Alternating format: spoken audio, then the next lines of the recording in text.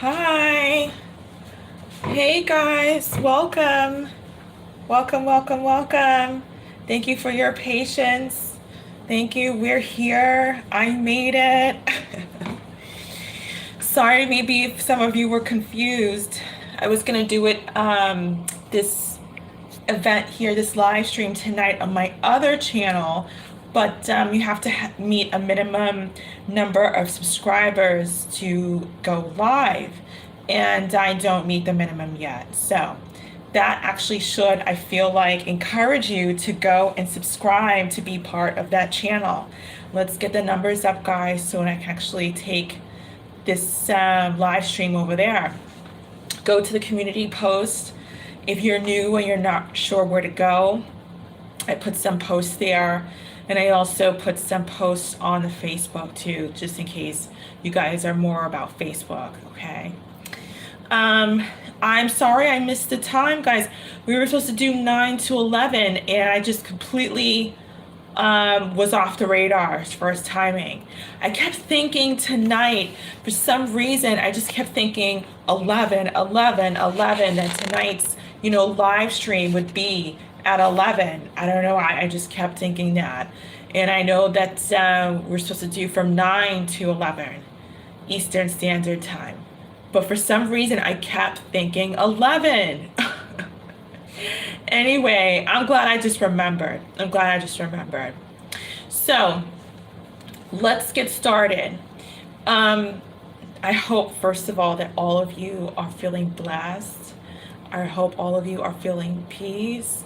I hope you're feeling loved. I hope you're feeling hopeful. And I hope that you're feeling better than yesterday. And like I always say, even if you're not, tomorrow is a new day, isn't it? And then if you don't feel that way tomorrow, then the next day is a new day, and so forth. Hopefully your day comes around, okay? I was thinking, I was waiting and feeling and meditating today, and I said, Spirit I feel like will reveal to me tonight what this live stream should be about. And I'm not one to plan what these live streams are going to be about, but you know how I am, go with the flow. And at the last minute, Spirit told me what this live stream should be about. And the word facade came to my mind. The word facade came to my energy. I need to talk about that word because that word is so powerful and has so much power to it. And we don't realize the energy behind it. Okay, so I want to talk about facade, and I titled this video "Façade You Not." The word facade can be used in so many different ways. It can be enforced in so many different ways, and it's so important, I feel like, on our spiritual journey to really take into account the effects that that word can bring. Facade is all about a mask, isn't it? You always hear the word mask, wearing a mask, taking off the mask. What's behind the mask? Not taking the mask off. Facade is like a cousin to mask. It really is.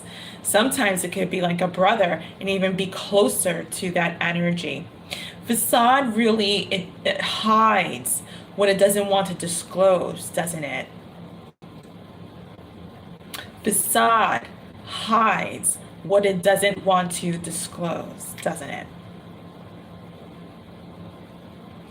And a lot of what, we don't want to disclose is our truth or the honesty.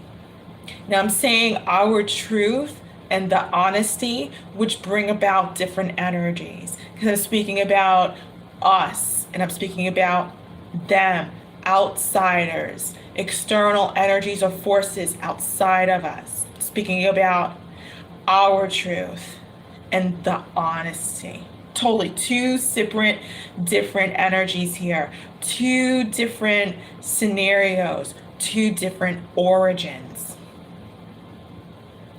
Remember how I always speak, or maybe you might recall, even if you're new, I always talk about how I always talking about how it's important to be honest and to be truthful with ourselves and to step up with what we want to reveal and express ourselves. I sometimes somehow circle back around to that. You know, when we have a facade, it totally damages our world. It totally damages our world. It's like a heavy weight on our shoulders. It's like a baby or an extra baby that we have to carry around on our chest or on our back. It's extra weight. When I was thinking of the word facade, more of like feeling the word facade, I was really feeling about so many different aspects of this world, right? From politicians to your neighbor to promotions and sales and businesses and companies. You know, you ever go into a store and you're like, here's a sale, 50% off, 3 for 1, catch 10% discount. You go up to the register, you get your items, you're like, woohoo, I'm about to get my sale today. I'm about to kickstart my promotion and save some money, you know, get my items. I'm excited. Whatever it is that you're going in there for, you're like excited. Or you sign up for a membership, or you sign a contract, or you sign a rental lease, or you sign, a contract to closing out for a home that you're purchasing. Then all of a sudden it's like, because the terms and conditions are one area we forgot to really embrace. There are terms and conditions that majority of people don't even read. How many times have you purchased something and you didn't even read the terms and conditions? How many times have you gotten a credit card and you didn't read the terms and conditions and you missed out on the APR, the annual percentage rate? How many times you have purchased an item at the store and the cashier's like, sir, you can't get this because this isn't eligible for the sale. You can get those though, but this one, no, you got to put back. It's not eligible. Or you sign a rental lease and you're like, I'm about to move into my new apartment. I'm about to move into my new house. Yeah. And you got the U-Haul outside, or you got your car jammed up with all of the boxes and stuff, or whatever way you transport your old stuff to your new stuff. And you're like, yeah, I'm stepping up in front of the house. I'm stepping up in front of the apartment. I'm about to move in. And you move in, and then all of a sudden you're like, you see there's like something on the roof that suddenly doesn't look right. In fact, actually, it's like falling off.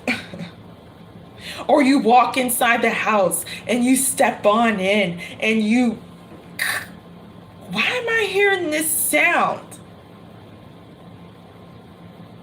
You didn't know about the water damage. Oh no. Or you just finished touring an apartment or touring a room for rent or whatever it is, and you're like, yeah, I'm about to move. And then you go meet with the landlord and he's got the lease and he wants you to sign. He's got the keys on the clipboard. He's got an extra pen for you to sign off, and you about to move in, and then you like picking out your check from your checkbook, or you taking your credit card out and he got the square device about to insert. You know how they do these days. And all of a sudden you're like looking and you're like,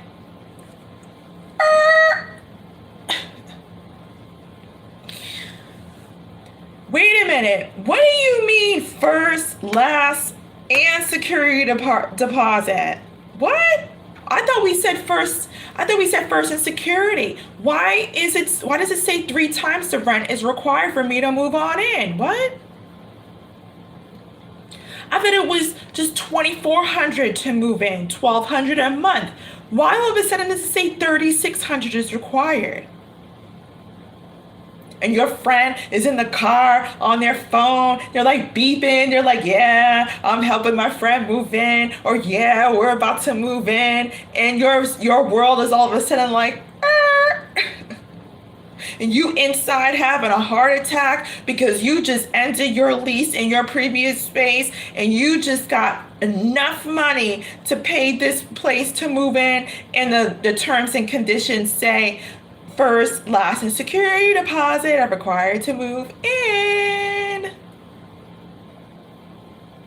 And you got to get that extra $1,200 or however much. You got to find it.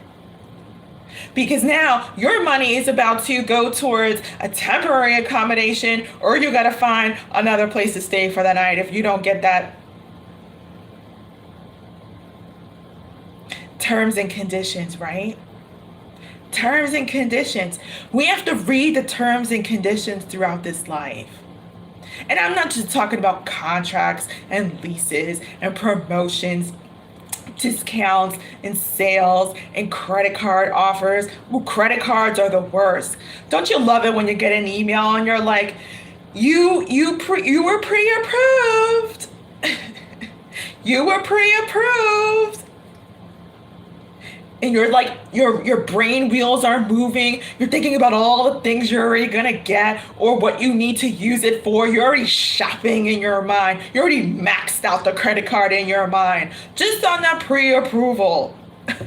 You haven't even gotten approved yet. They gotta look at your credit. They gotta look at your income. They gotta look at your work history. They gotta look at where you work. They gotta look at your address. You haven't even been approved and you already shopping in your mind and you've only been pre-approved. Maxing out your invisible credit card. Been there, done that. Been there, done that. And then you get approved. You're like, oh, you know what? All right, this is a soft pull on my credit cards and my credit score. Why not? Let's apply. And you apply, and they're like, check. You approved. You're like, yeah, now I can really shop. Now I can really shop. And you're waiting for your credit card in the mail. And you looking out for the mailman, who's been chased by the dog across the street once again. And you're waiting. And it's been like the 6th business day. And they're like 5 to 7 business days. And you know how credit cards are. They always take like till the last minute. And then like 7th business day, you're like, yes, I got it. You're like, honey, I got the credit card. Let's go to Wendy's on me. People, they love their Wendy's.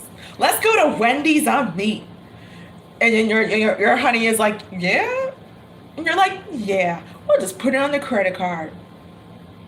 I need myself a new outfit. I'm about to be gone for an hour on my lunch break. Okay, see ya. So you go for an hour on your lunch break, right? You know how you walk in and you're like, I like that and I like this. I think, I could get that in probably 15 minutes. And then all of a sudden you're like, I like this and I need some shoes to go with it too. Hey, I need some new panties. You know what? Grab those Adidas socks. I need some socks. Winter's about to roll. You know how it is. Actually, in fact, I need a new iron because Boo Boo messed up the iron and we need a new iron. You know what? Get some new things for the kids because you know how they are. If I walk in with a bunch of bags, they're going to be on me like, what did you get? All of a sudden, where it turns out to be a $1,500 limit, and it's like a $1,700 charge. So you're like, you know what? Whatever, let's do it. Let's do it. I'll take the $30 over the limit fee. Let's just do it. So you purchase your $1,750 purchase at Sears or Walmart or Marshalls or wherever you shop. 1750, slide on through. They're like, approved. You're like, yeah. So you feeling all good. You walk in your car and you throw your bags in the trunk and you look chewing your gum and you got like 10 million keys on your keychain and you open in the lock to your door and you walking in your car. You're like, yeah, I'm feeling all good. I got me some new shirts and I got me some new pants. Turn on your car, you drive home on a $1,750 charge. You get home, and all of a sudden you hear ding, and you get a text message, and it's from the credit card company saying, "We blocked your card." We blocked your card, and sorry, but this transaction just earned a $75 over the limit fee. And you're like, what? What? Been there.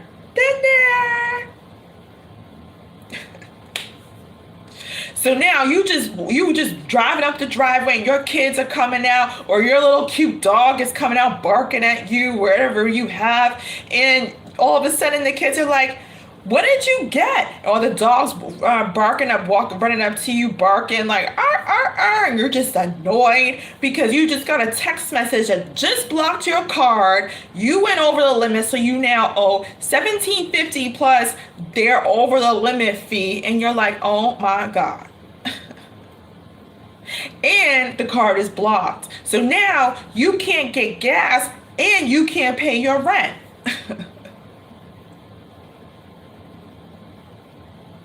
Façade. Terms and conditions. Façade. I'm going to actually incorporate terms and conditions tonight in this live stream. Not just façade, terms and conditions, because I want to go deeper. I want it harder. I want to go deeper. I want to dive deep. And I love diving deep. I'm not about surface. I don't even know how to do surface, but I want to dive deep. So let's go back. Façade. So you call the credit card company, you're like, look, I just got some text message saying that my card is blocked and then I owe $1,750 plus what, $75, let's just say. What is this about? I owe $1,825 and I thought I could spend $1,500 and have, a grace period plus the $30 over the limit fee. I thought I had like a 10-day grace period, with my initial purchase to pay off, the over the limit fee, which was only $30. What's going on? You're saying I'm blocked. I owe $75. I can't use my card. And there's a robotic person on the other line who sounds like this, who's saying, ma'am, that's true. Your card is blocked, ma'am. We see that you went to Walmart and overspent. Sorry, but your credit card looks like it's 15. You know how like other people, they sound on the phone. They don't sometimes sound robotic. They sound like they've fallen asleep and they don't care. Ma'am, you spent $1,500 on your card. I'm not sure else how to help you, but I do see that you went shopping today in one spur of the moment. It says here that you charged the card of $1,750, and actually it's a $75 over the limit fee. There's also no grace period, ma'am.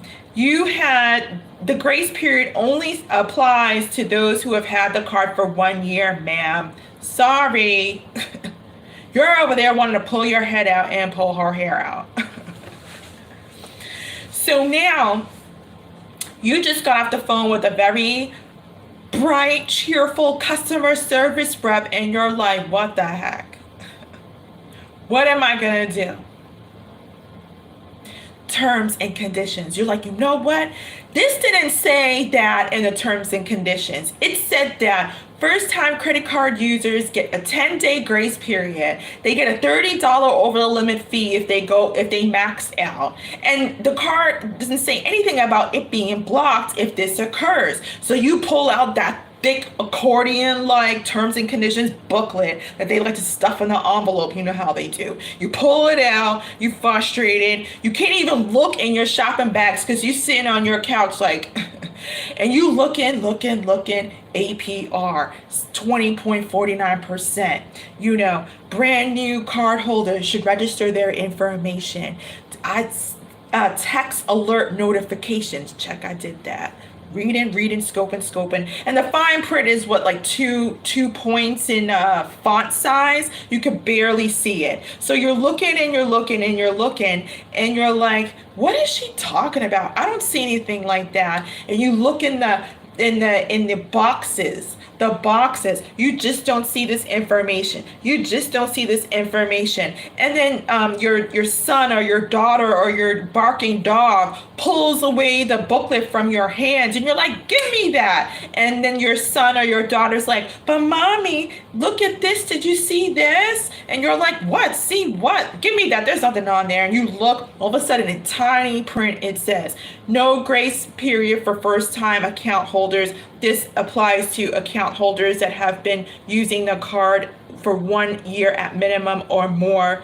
There is no $30 over the limit fee. The over the limit fee is actually $75. And if this occurs, the aforementioned occurs, your card is blocked for security purposes.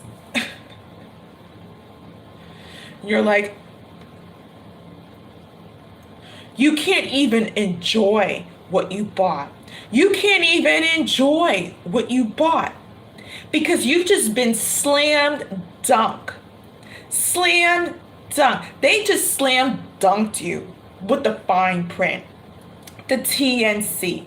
No, not the TLC. The TNC. The terms and conditions. They just slam dunked you with that. And what are you going to say? What are you going to say? So now you don't know how to pay your rent. You got a credit card that's maxed out. They want your money. They know your routing number. They know your account number, and they have the authority, according to the state, to deduct your payments from your paycheck, whatever it is. Now, I don't think they can actually do that. I'm just making that part up. But if there is a company that can do that, please let me know. But nevertheless, you just learned about the terms and conditions. It would now slam dunked you as a slam dunker, has been a reality all that time. And now you're like, this company frauded me. What did they do? This company is a facade. And your son come around and is like, mommy, but it says, and you're like, I don't want to hear it. Right? Facade. It's important for us to read the terms and conditions because when we do, there will be no facade. It's important for us to have our own terms and conditions because when we supply them and present them, there is no facade. People can't get confused when we come with terms and conditions, people. People can't get confused when they read the terms and conditions. There's no confusion because it presents the authenticity. I don't care if it's in 7 font size or 25 font size. We must know the terms and conditions. We must have terms and conditions, more importantly. A lot of us are walking around with no attorneys, no terms and conditions, no health insurance, no life insurance, no car insurance. Some people, believe it or not, are driving with no car insurance. We must have this ingrained for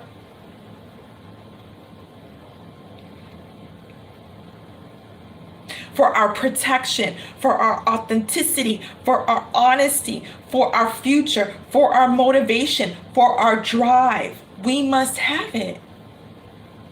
So let's step back. What are the terms and conditions? What is that? What is she talking about? She's talking about a car. She's talking about shopping. She's talking about leases. She's talking about security deposits. She's talking about credit card APRs. What is she talking about? Good question. Terms and conditions establish an agreement.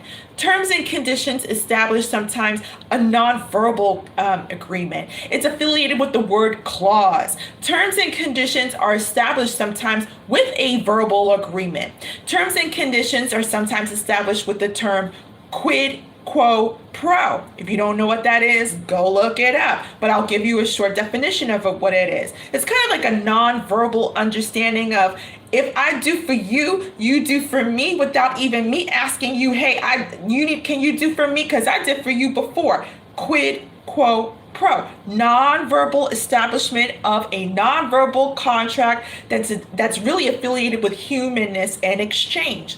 Quid quo pro, very much attached and affiliated to terms and conditions. When we have terms and conditions, we have an understanding, an authenticity of what we expect and what we give, of what we expect and what we give. Terms and conditions. So for example, all right, let's go back to that store scene.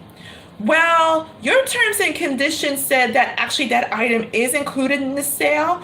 Where, sir? Where, ma'am? Well, right here in the catalog. It says that I can actually buy 3 packages of Colgate toothpaste for $3. And that's actually one of the products. It says Colgate, besides AIM and others on this list, are part of the promotion and sale.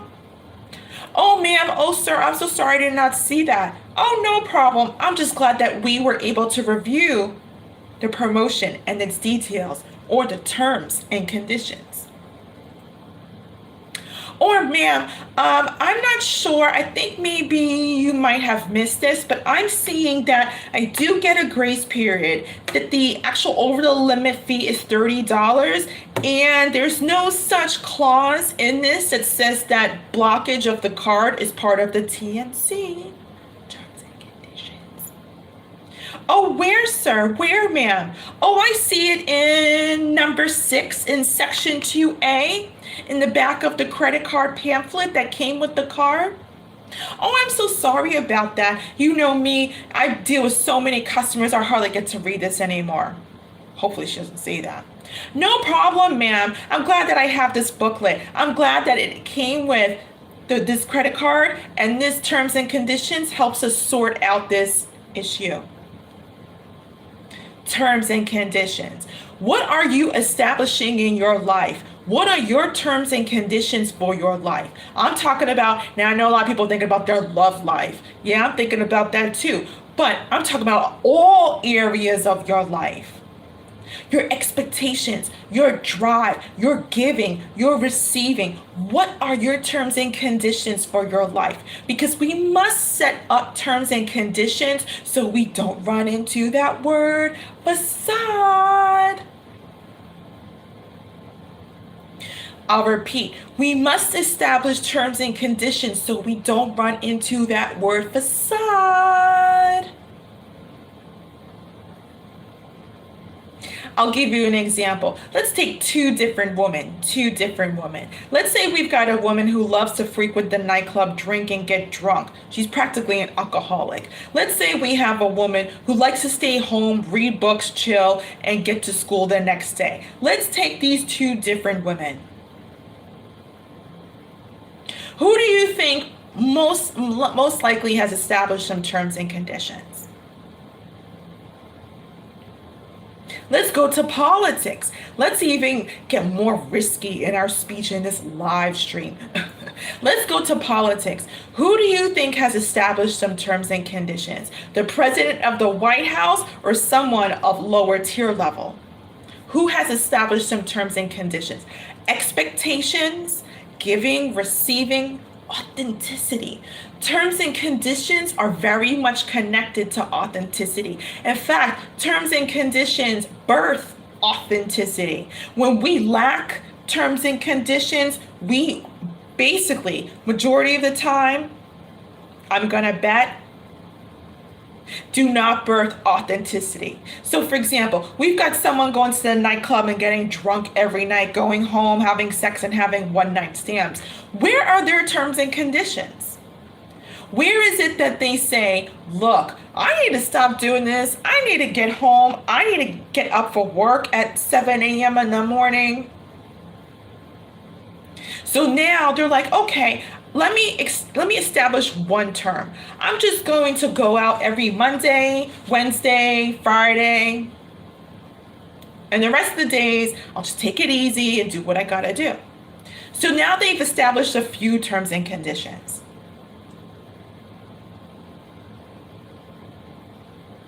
And then all of a sudden they go out on Wednesday and they get drunk, they have a hangover and they're not feeling good. You're like, you know what? Knockout Wednesday. Knockout Wednesday. I'll just go to the bar every Monday, Friday, and Sunday.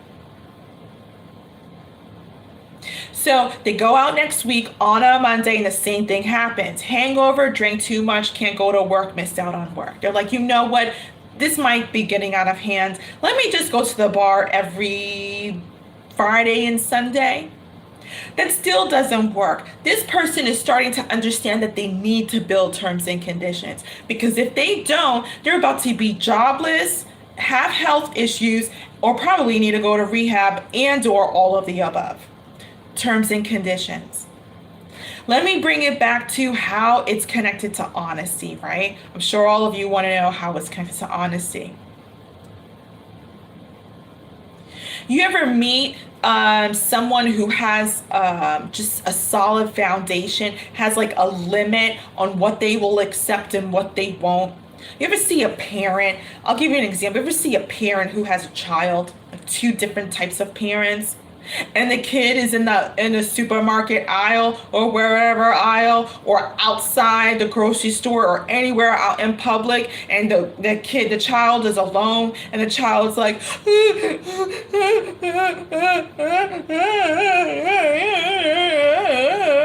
not even crying anymore, they're just like wailing and then like nobody's around them, and everybody's kind of like looking at the child like, what's going on? Like, what? And all of a sudden you see the mom or the pop, especially the mothers, come around and be like, come on, let's go. Let's go. Not a word to the child. Let's go. And the child's like, back to that. And is trying to talk and can barely talk. You know. And the mother looks all serious, dead face, doesn't have to say a word.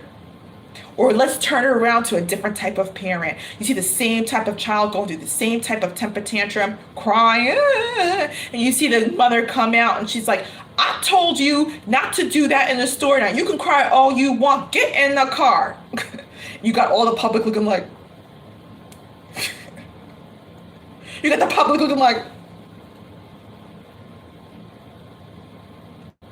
told you to get in that car. Don't you dare say a word. You know what you did. You know you weren't supposed to be doing that. Get your butt in.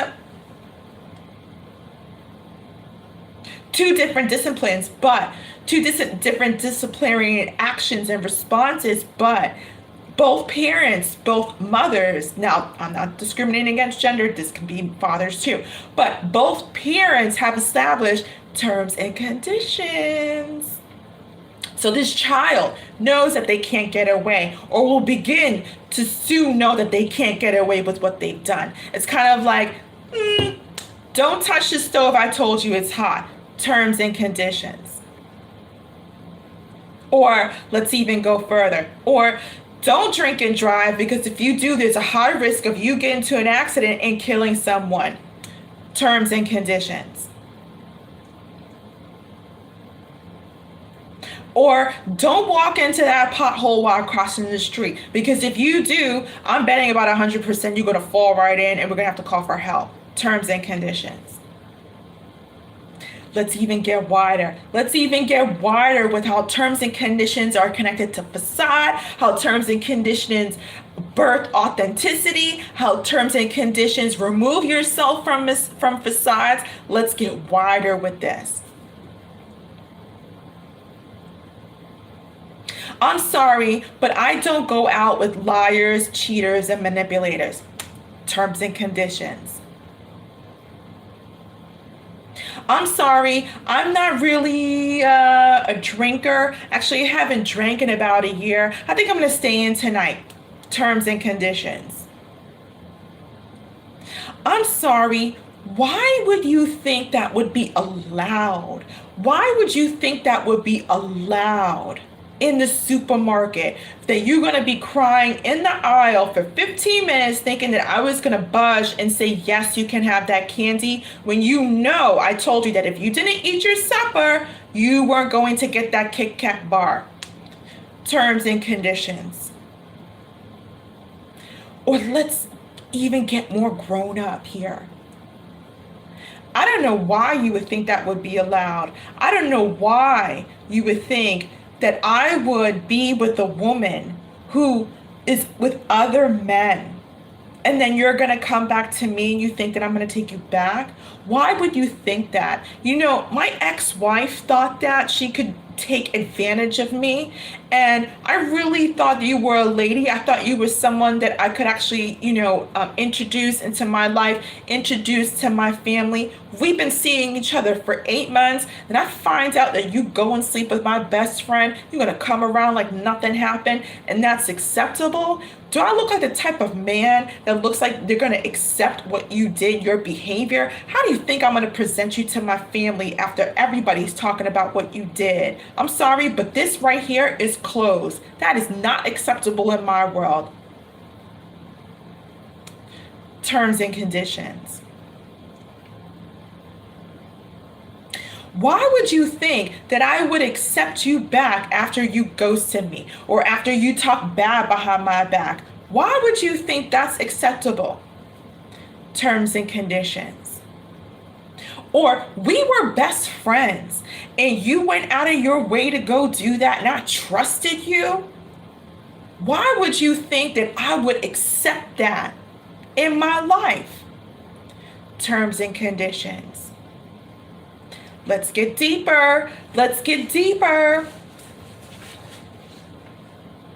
Do you know what I've been through? I had leukemia. I had leukemia since I was 16. I was in the hospital, could barely speak, could barely sit up, had no energy. Actually, in fact, my mother went through chemo because she had cancer. I went through so much.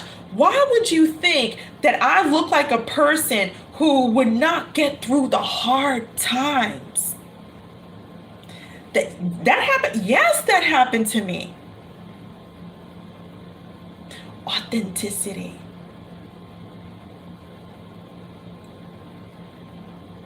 Or I come from a divorced family. Divorced family, yeah, my parents were divorced. Actually, I had to go through some really deep psychology to really move on from that. It was tough. Wait, I thought you came from a family or home that was united.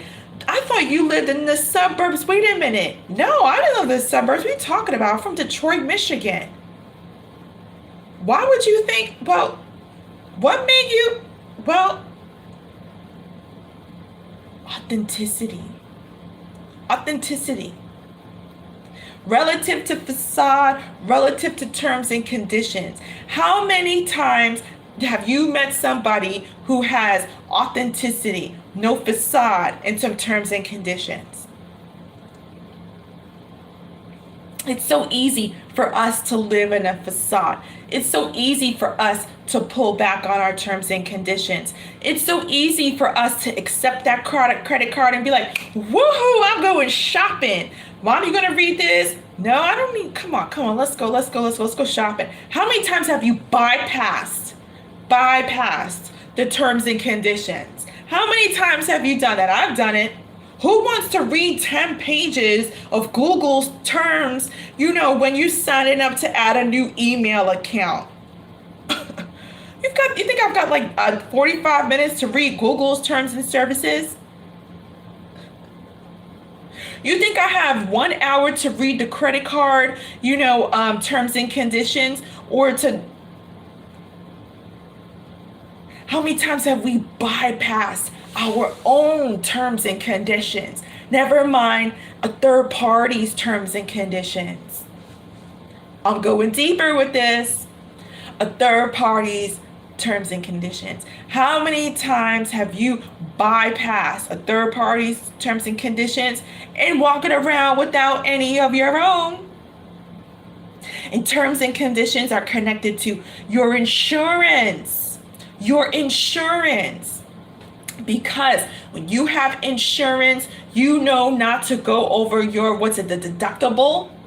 You know, when you have medical insurance, that you have to go, you can't go over a certain limit, otherwise you won't be covered.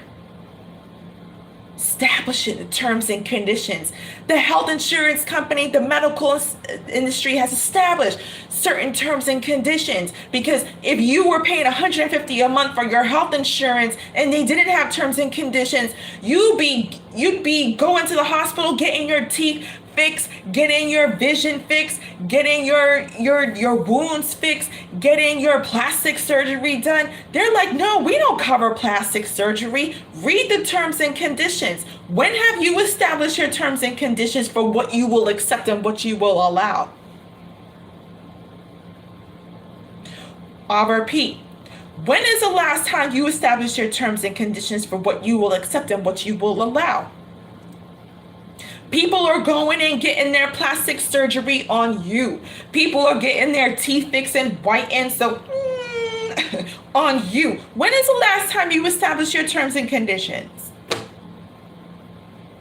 When's the last time you composed your credit card booklet of terms and conditions? When is the last time you've established your terms and conditions with your children or your dog? Like the dog who I said ran up to you when you were coming out from your car after going shopping at Walmart or Target or wherever you shop, annoying you. When's the last time you were like, sit,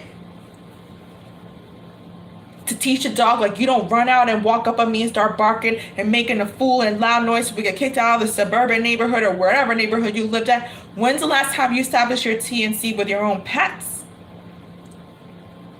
I've been talking so much about third parties, but I'm talking about us. Third parties, so I've got to say, I'm talking about external. I'm not talking about romantic, external. But we have to establish our own terms and conditions. Because if we don't breathe authenticity. We don't breathe the rules. So he or she can come around and be like, you know what? You look like you could just be a one-time or a one-night stand. Or you're used to this. I mean, the way you allow your child to run all over you, you gave him the candy, you gave her the candy, and submitted. What's the big deal? Terms and conditions. They breathe authenticity, and they breathe a second form of communication to the world about what you expect, what you will receive, what you will give in exchange in order to receive and deliver. Quid pro quo. It establishes an authenticity. It removes any potential for facades to come your way. I'll repeat. It breathes authenticity. It breathes expectations. It breathes quid pro quo. Quid pro quo is about nonverbal communication, establishing grounds for nonverbal communication. A lot of CEOs do that, especially. A lot of powerful forces, a lot of powerful companies do that. Oh, you know what? I have a vacation home in the East Hamptons. I think you would love it. Take you and Marjorie up to the East Hamptons. You're gonna love it. We're in LA anyway. Just go up there. I'll give you the address. The secretary, she'll give you the address. Go ahead. So you go and you go for the weekend. Hey, I'm going to the East Hamptons. Oh wait, I can't dance like that. I'm going to the East Hamptons. Ah! Girl, where you going this weekend? I'm going to the East Hamptons, New York. So you go, you're like, oh my God, look at this gorgeous Victorian home in the East Hamptons, New York. It's like $5 million property, because that's how much properties in the East Hamptons cost. You have amazing time, frette linens, gorgeous, luxurious, very Italian towel sets, beautiful customized sandals awaiting for you, gorgeous balcony and terrace just sitting on the side of the master bedroom, gorgeous dishware, not China, made in China. I'm talking about beautiful teacups and sets, gorgeous, huge plasma TV, 2 bedrooms, huge fireplace in the bedroom, even in the bathroom, gorgeous fixtures in the bathroom. Speaking of fixtures, pure water filter system, so that way when you shower, you feel like you're showering the heavens with this soft water versus city hard water. Like, absolutely beautiful, exquisite time. It's $5 million East Hampton's home, and you don't even want to leave, but you gotta leave. You don't want to leave, but you gotta leave.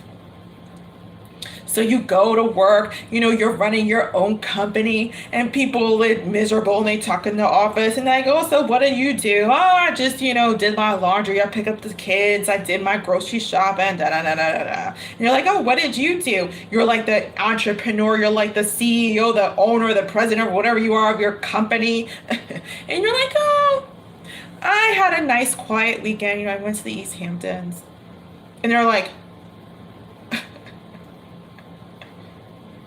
so then you run into Bob, the owner of this East Hampton's $5 million Victoria home, at the next company event, because it's a networking event, and you run into him and he's thanking you for the beautiful bouquet of flowers and card you sent him, because that's what you do when you're on a quid pro level. That's what you do. You send the wife. You don't send Bob. You send the wife a huge bouquet of flowers. I'm not talking about no supermarket flowers either. I'm talking about customized, hand-picked or hand-selected over the phone. You pick up them customized bouquet of flowers and you send a gorgeous, customized with calligraphy pen, black ink, customized thank you card attached to this bouquet of flowers. Are going to be sent to Bob's office, which is really for his wife. Or even if you're more of a hustler and you know your game, you don't send it to Bob's office. You send it to Bob's home, which is addressed, attended to his wife. You always send the thank you stuff to the wife. You don't send it to the husband, because the husband don't care. The husband's all about just keeping his style and what he got as far as his facade is concerned. And what he has is his East Hampton home. He's really just showing that off to you, because really he's saying, yeah, go for your free weekend away. I'd love for you to have a beautiful stay. I think Marjorie would really love it if you enjoy our vacation home in the East Hamptons. We're just going to be in LA. Now, Marjorie really wants you to adore all the beautiful things I mentioned in that home. But Bob just wants you to adore his facade, because Bob's facade is equated with his power, and power, as you know, is equivalent to how much money you got. So he really don't care about you admiring that flat screen TV or fireplace. He just wants you to come back feeling like he's the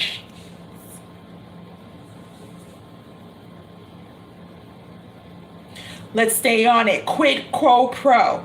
Quid pro quo. So now what you do, without even thanking Bob, you don't say thank you. Okay, now you have me stay in your vacation rental home. You offered that to me, so I know, Bob, I got to do something for you. You never say that, ever in business land. What you do is next month you say, oh, look it, I have some timeshares in Hawaii, and I thought of you. I thought you'd really love this new restaurant that opened in Treasure Island just off of Maui, and I feel like you and Marjorie would really enjoy it. Whenever you want, it's open, low peak season, where there are not a lot of people. Oh, go enjoy it when you want. My secretary will call you. My assistant will email you. Whenever you want, just contact Anna directly and she'll book you. That's it. You never say, oh, I'm owing you for what you gave to me, which was time in your vacation rental. You don't say that. That's a quid pro quo. It's all about doing for each other. Doing for each other without actually saying, I'm doing for you. So Bob and Marjorie, they book a weekend stay in your Hawaiian home, just admiring the island, admiring the fresh fruit, the fresh shrimp. It's so darn good. The tropical colors from the palm trees to the food to the clothes is absolutely phenomenal. Marjorie's admiring and taking pictures of the beautiful rainbow. Bob is sitting back, in the Havana on his phone, making deals and checking his email on his Outlook, because he's all about the technical. He's all about the facade. He's all about the power. He's all about detachment from his dishonesty. Quid pro quo. Facade. Facade you not. Façade Bob is. Now, let's go back to Bob. Bob has established terms and conditions. Bob has established silent. You've heard of the word silent partner. I'm using it in a different way. Bob has established silent terms and conditions.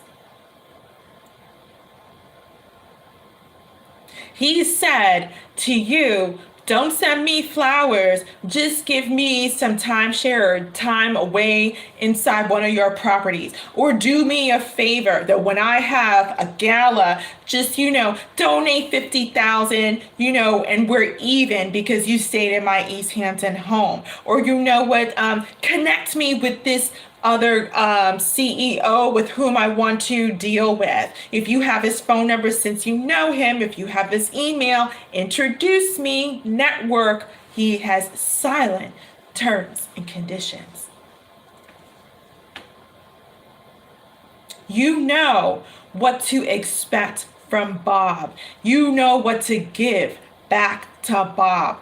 Bob just put you in his $5 million East Hampton, New York, Victorian home where a lot of wealthy people go to vacation especially from New York City. They have established an East Hampton's home.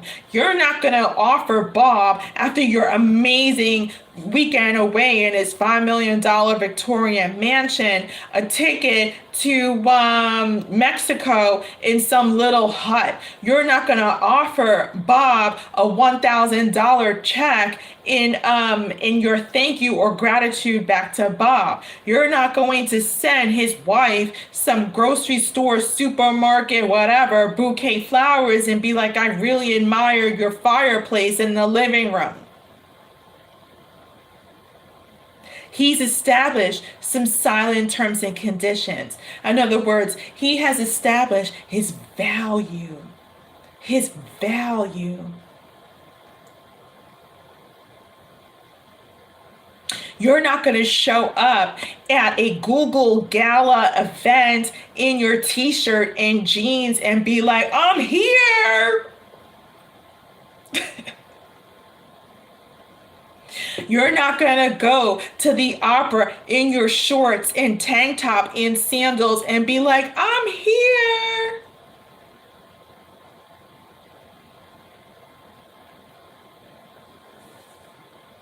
Your kid is screaming for candy in the supermarket aisle, and this kid is screaming and cussing you out in aisle 5. I don't think a lot of parents would be like, you know what? You fill in the blank. Our terms and conditions meet our image. They meet our image. Bob has built an image. He's built a life portfolio. Bob has built a life portfolio. He's a CEO of his company. He's one of the top Forbes magazine entrepreneurs in the healthcare industry. He has this startup. He has this startup. He has this startup. He has a vacation home in the East Hamptons. He has a vacation home in LA. He lives in Boston. And the list goes on and on. He has established an image. Our image is very much connected to our authenticity.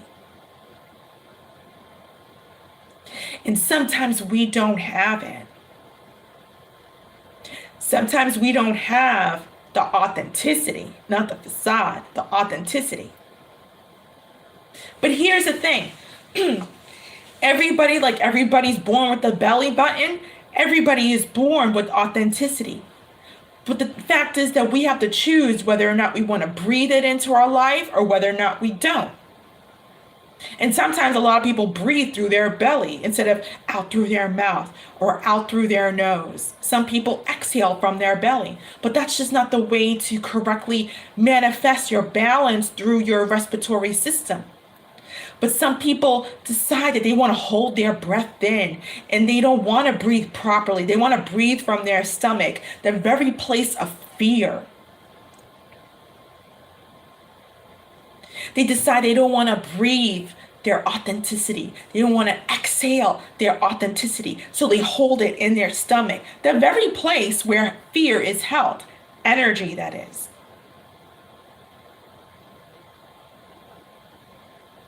So we have to decide, we have to actually choose if we want to breathe out into our life honesty, ourselves. Isn't that what honesty at the end of the day really is? Who we really are, what we really want, how we really feel, what we really think, where we're really going, what we really expect. Isn't that what authenticity really is at the end of the day? It has nothing to do with what car you own, where you live, how much money you have in the bank account, who's your partner. It has nothing to do with that. It has to do with, back to the first video, you.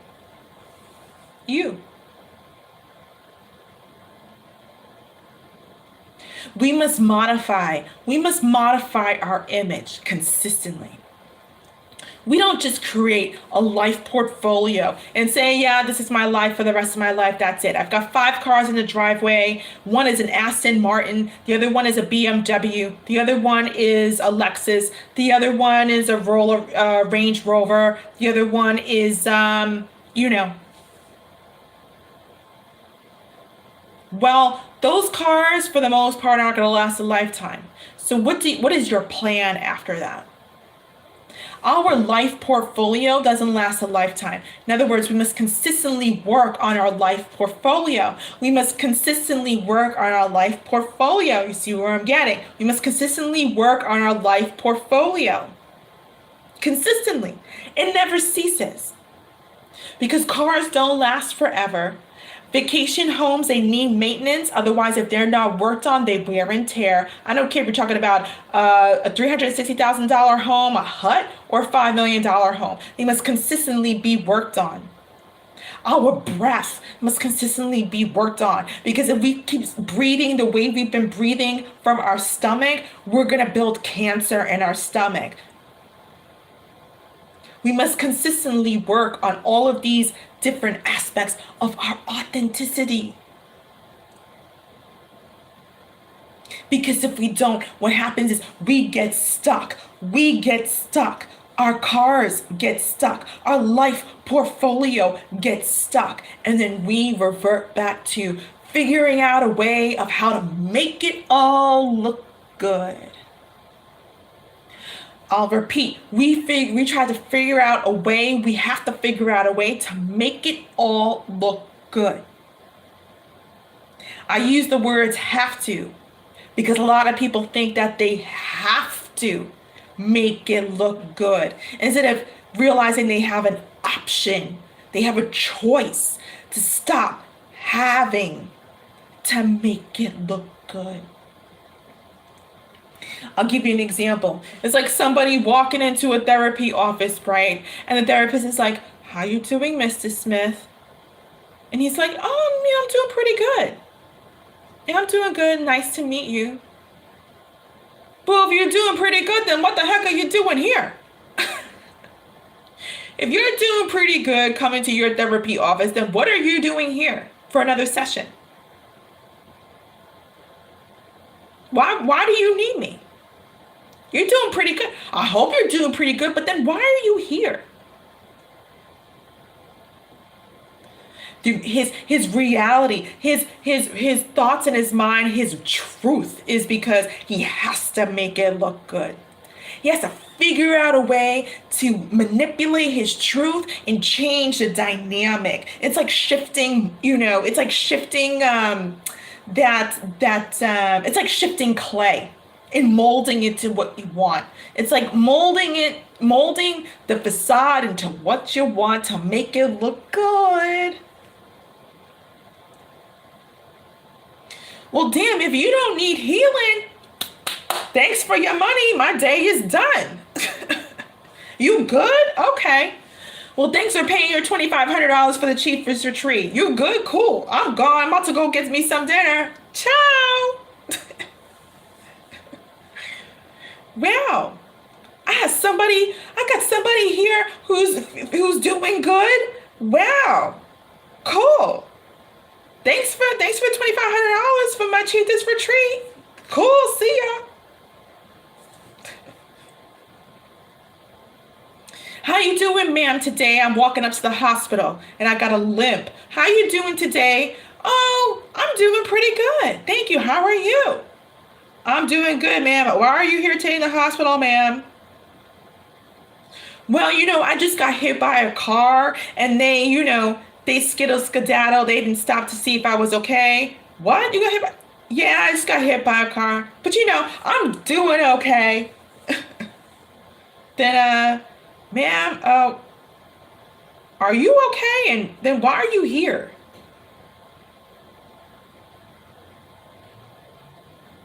You ever see anybody? You ever see anybody? You don't even have to be psychic. You don't even have to be a healer. And they're in the room and they got that look. They're holding their drink. They're holding their drink in their hand and they're at the party or they're at their event or they're just standing there and they're just looking like. And then somebody cracks a joke and everybody smiles and they just they got that laugh. And then the joke has ended and they're back to. And then Mary cracks a joke in the room. Everybody's like, good one. And you like,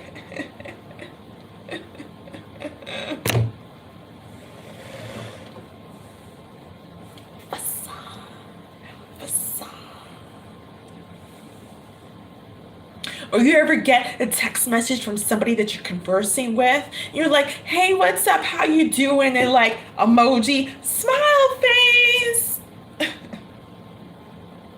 But they're not doing good. They're not doing good. And they're like, emoji, smile face. You're like, yeah, I know she's not doing good. You heard about what happened the other day? I know she's not doing good.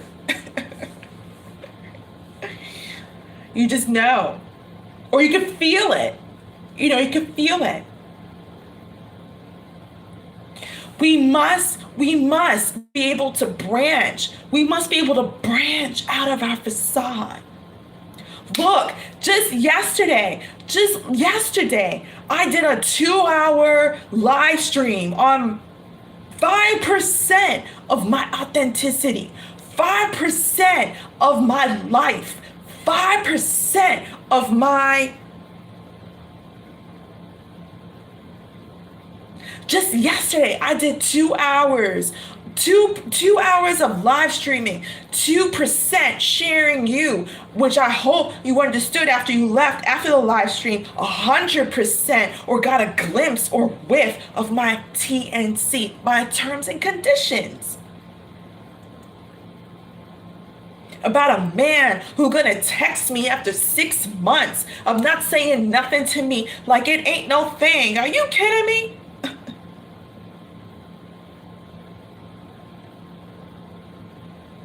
Or a mama who's not going to treat me with the respect and the love and the care I deserve. And you want me to.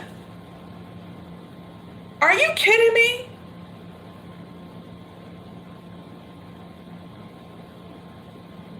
We gotta be branching out of ourselves, because if we don't, we're gonna have people who are gonna continue to walk over our carpet, our mat, our dirty doormat. We're gonna have people, and I said dirty because every time we don't breathe in our authenticity and walk in our facade, we make our doormat dirty, period. And people see our doormat and they're like, hey, don't take your shoes off. You see that doormat? There's no reason to take your shoes off. Go walk right in. There ain't no TNC here. There are no terms and conditions here. What you mean? I'm not taking my shoes off. Look at that dirty doormat. You walk up on it.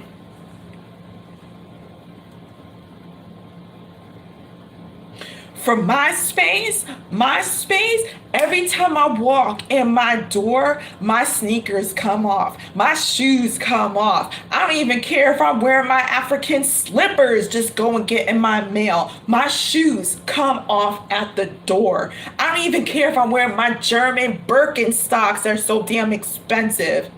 I still put those suckers next to my sneakers at the door because everybody knows me and my value, my authenticity knows they can't walk in my house with their shoes. They can't walk in my house with their stuff and bring it in my clean space until they take their shoes off at the door. They know. And if they don't know, I establish the rules. I establish my expectations. I establish my terms and conditions. And if you can't respect that, you won't even get pre-approved, never mind approved. You can't come on in and take up my space. You can't come on in and try to get my credit card. It ain't gonna work. You gotta know my terms and conditions before you step on in and want. There's no facade. And a lot of you have no terms and conditions. Are you checking? Are you two definitions here? Two definitions for check-in. Let's do checking and check-in. Let's do checking and check-in. Are you checking, looking to see who's coming your way? Are you check in to see who is respecting your terms and conditions at your door? In your life, are you checking who's walking into your life? Are you checking to see what sort of energy is coming your way? You must do that, because if you don't, that means you have no terms and conditions. And I'm betting that there's some facade behind all that easy breezy, beautiful cover girl that you put in front of the world. That's why people just be coming up in your door with no respect for you. You, back to the whole you.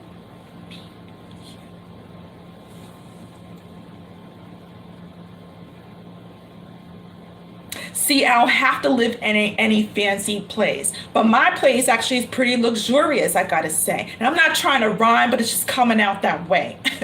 Look, you could live in a hut in the middle of South Africa. You could be in this luxurious space, whatever it is. See, with me in my space, we got security downstairs. We have a security person downstairs. We also have a doorman downstairs. I also have a front desk downstairs. You can't just walk up in my building, because what happens is the requirements are, what the terms and conditions of my establishment that I chose to put myself in, that I chose to bathe my naked body in, the bathroom that I chose to sleep in, the bed, the place, the establishment that I have selected for my life, that speaks about my authenticity, is that when it turns 9 p.m. Eastern Standard Time, serious lockdown occurs, but you can't get in my building. Facts for everybody. Tenant, visitors, mailman, pizza guy, DoorDash, whomever. You can't get in my building unless you got a key that says that you live here.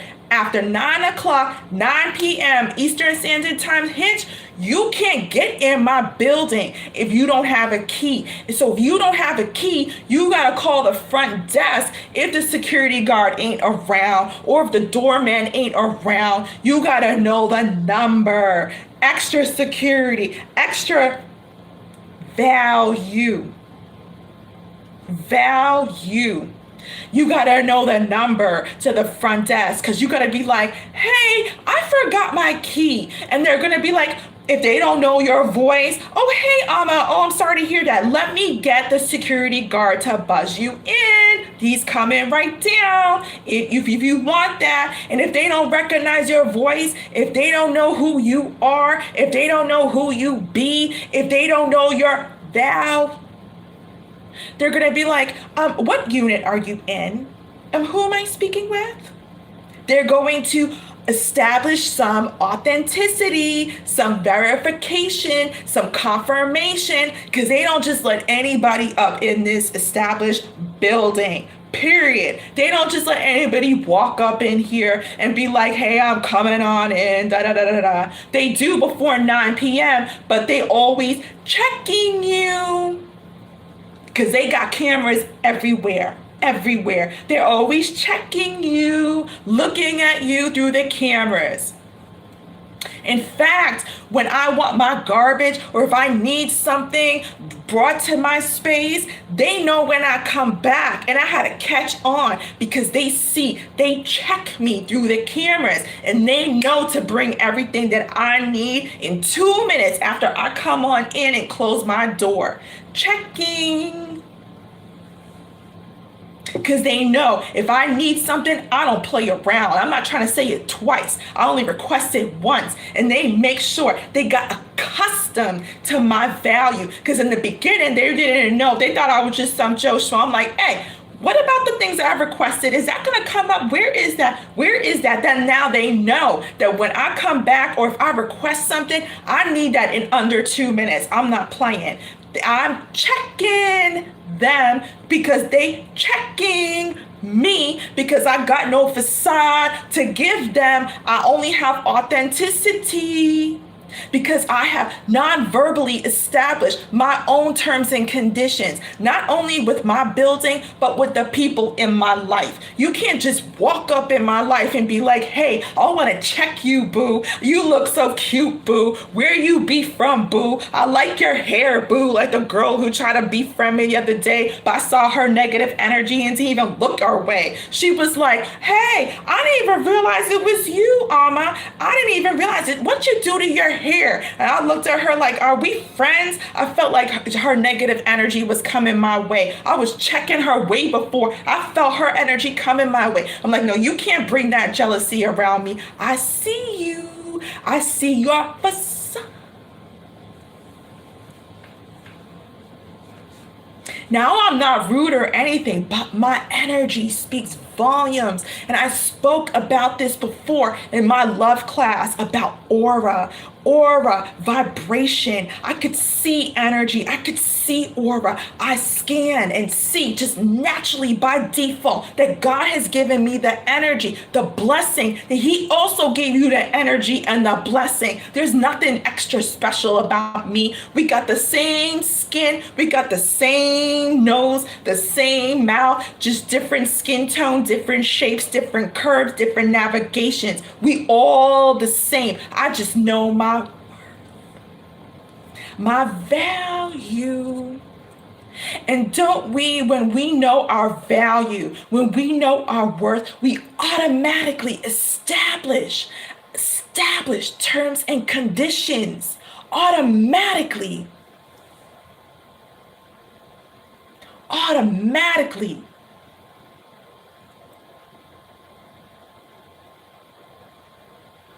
Oh, you want to live in this building? Okay, no problem. Yeah, I'd like to have a tour, Mr. Smith, of this building. I'm interested. I'm interested in living here. Oh, how did you hear about us? Oh, a friend of mine had referred us to you, and we're interested in living here. Oh, what brought you to this neighborhood? Well, I really love this neighborhood. It's really safe. That's so important for us and the kids. We really want them to feel safe, growing up in this neighborhood. And it's very close to all, shops and things. We don't want to have a family car. That's an extra expense. Also, too, the amenities that this building offers are very, very important for us. We need a pool. We need a doorman. We need security. We need Also, too, in addition to that, it's also just a 5-minute walk to my job. I don't need a car, and that's most important for me. Come this way, let's see. And you're there filling out the rental application, and you're looking at the units and the prices, and the wife is sweating. Honey, are you sure we can do this? Are you sure we can meet this? Are you sure we can pay this? And he's like,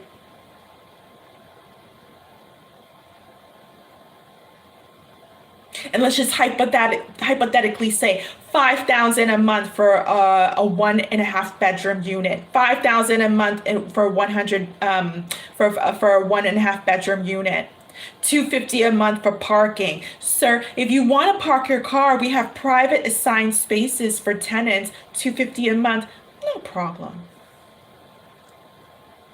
And we actually have partnered with the restaurant across the street and around the way. And we offered grocery store deliveries as well. 20% discount in addition to everything that I just mentioned. And you need a 750 credit score to get on in. And you need at least 70,000 a year income, showing proof of income. And you need to show us your established work history. And we need 3 personal references and 3 professional references as well. Oh, a dog? Oh, no problem. We embrace pets. Actually, we love pets here. But it's $500 deposit pet fee, just in case. Oh, and sir, don't even worry about it. Your space is going to feel brand new, as if you've never lived in there before. Because we have the absolute ace of professional cleaners that come on in and they clean from floor to ceiling, every corner. You will feel right at home. And we have valet if you ever need, at times when you feel like you just don't want to deal with finding parking. But then again, you do have your assigned parking spot. Come this way, sir. Let's show you the lobby. And in the lobby is a huge fireplace and gorgeous panning sofas surrounding the fireplace. And there's a little nook in the corner if you want to be alone with the gorgeous vintage space recliner. And there's a New York Times and all sorts of, there are assortments of newspapers from the New York Times to LA that you can read, and magazines as well. And the wife is worried, 5,000 a month. Honey, how are we going to do 5,000 a month? How are we going to? And the lease office is giving them a tour of the entire building and the space. And they have 5-star reviews. They know their value. They've established the terms and conditions. You can't get into the space after 9 p.m. unless you have a key. You can't just shop on a credit card the first time you get it and expect to only pay $30 a month and have a 10-day grace period and continue shopping when you max it out and you don't know the value. You can't expect to take advantage of something that was given to you and it's of value. You can't expect to come across like you don't know, like you holding some facade and don't know the terms and conditions. Because that's what humans do when they don't know the terms and conditions. They take advantage of. They could walk up in your building after 9 p.m. and run a rack. They could walk up in your building after 9 p.m. and say they live there and sleep in the lobby like they live there but don't pay no rent. But the building has established conditions, terms and conditions. They've established expectations, restrictions. What are your expectations? What are your restrictions? I'd rather pay a lot of money for where I live because I'm all about my safety. Number one. That's just me. That's just me. Some people are, now I'm not saying 5,000 a month. I'm not saying that's the real figure. I'm just throwing a figure out there, by the way, guys. Some people are like, you know what? I'm good at $1,000 a month place, and I don't mind, just kind of breezing by the hood. I'm good, I can take the train and stuff to get to the center of town or downtown. I think I'll do that. I'll sacrifice a little bit more. And there are some people who are like, you know what? My budget is $700 a month tops. I don't mind having a townhouse for myself in the hood. I just gotta dodge some things. I gotta dodge some things, you know what I mean? And I don't mind driving 20 minutes to get into the city to go take the kids to school. I don't mind driving to the city to go to work 45 minutes away.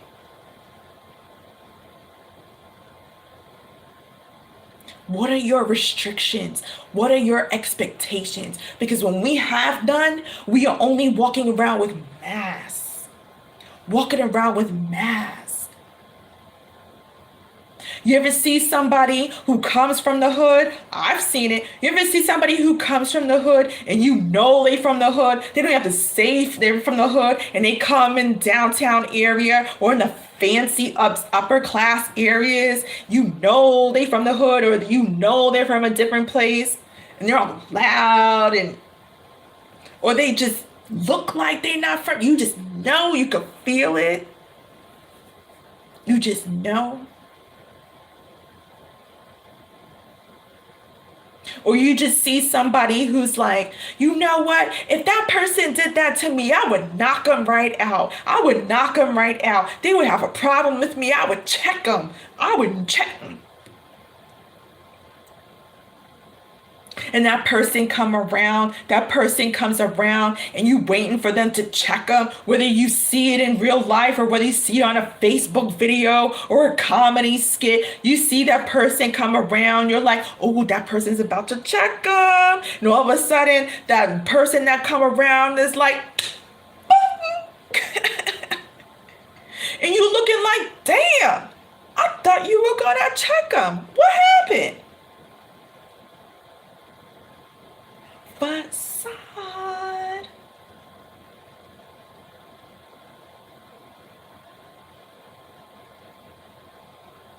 Façade gets us nowhere. It gets us hurt. It gets us potentially hurt. It sometimes puts us at risk. Like, no, me personally, I can't live in the hood. Been there, done that. Been there, done that. I'm not trying to get clocked over the head in the middle of the night. I'm not trying to look over my shoulder to see if something's going to happen to me. I'm not trying to. That's just me. I'd rather pay a lot more money and live where I can breathe my peace and life. That's just me. That's just my authenticity. That's just my terms and conditions.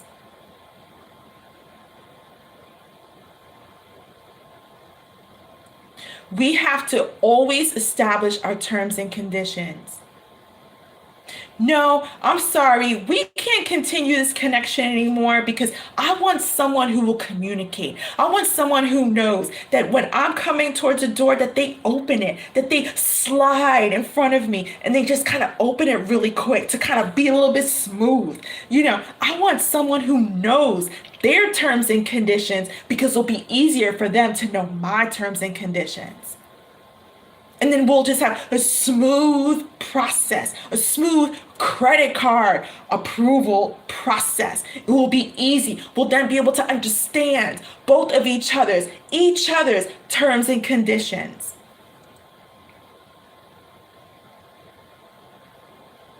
For me, I'd rather go broke and go apply and go to NYU. I've been through the community colleges back in the day. I've been through the city colleges back in the day. And all that got me was seeing fights, student loans for nothing, and low education. Period. I'd rather go broke. And when I went to NYU, I was like, oh my God, this education is phenomenal. I can't believe this is why people spend so much money on this tuition.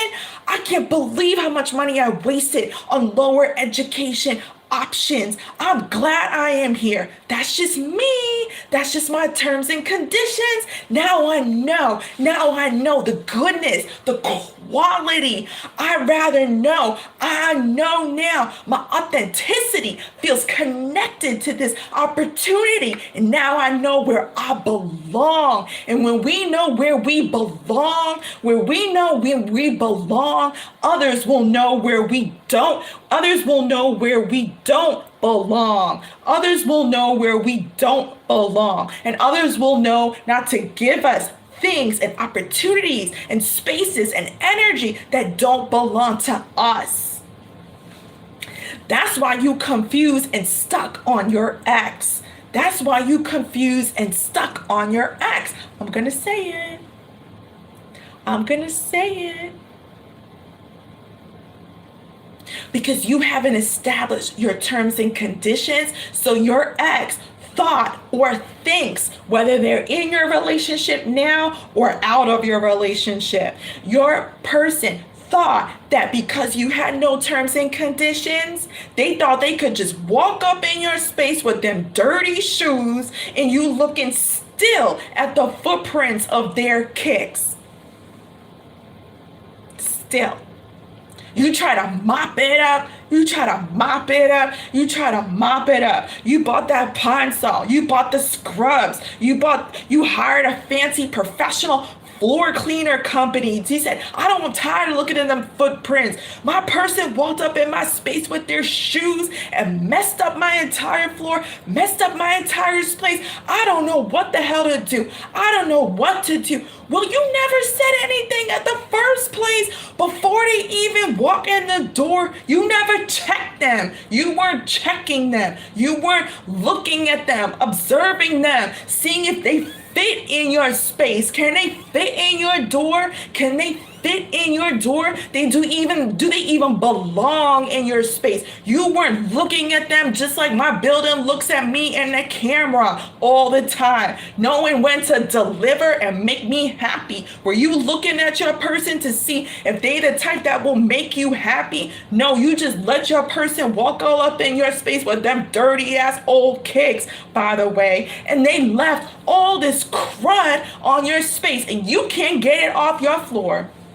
You can't get it off your floor because you allow the facade to come on in. You allow the facade to come on in. And we don't have any terms and conditions. We don't have authenticity. Like, look, I'm checking you. Don't even think about taking another walk up in my space with them dirty ass kicks. You ain't walk up in my space till you clean them, remove them, or go away. You can't walk up in my space like that because my terms and conditions say that everybody that comes up in my space is clean. It tells you that everybody that walks up in my space is clean. And I'm not talking about no just clean kicks, clean sneakers, clean sandals. I'm talking about clean spirit.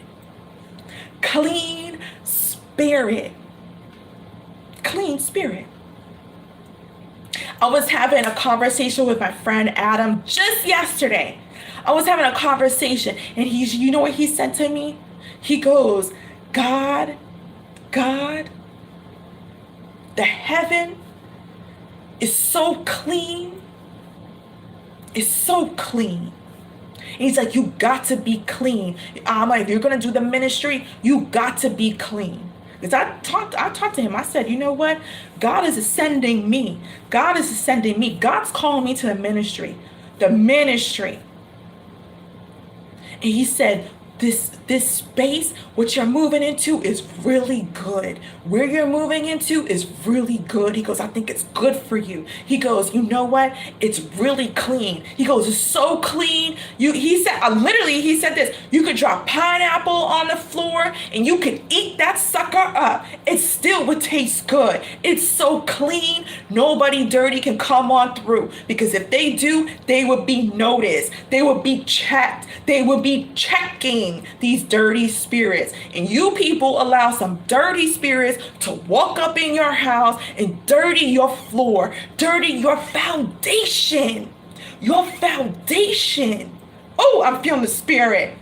You allow these people to dirty your foundation. The floor is the very place you put your feet on. Without your feet, you couldn't walk nowhere. And you allow this person to dirty your foundation where you put your bare feet on, walking up on your floor inside of your house, your spiritual house.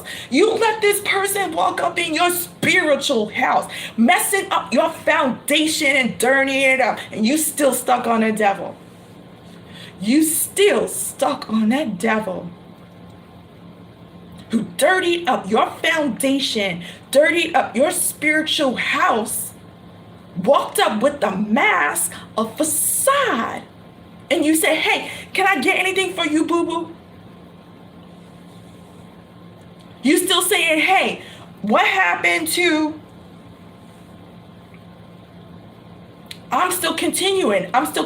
So this person laid up in your house, laid up on your sofa, laid up on your bed, in fact, probably used your toothbrush, you don't even know, and dirtied up the rest of your house with their dirty energy.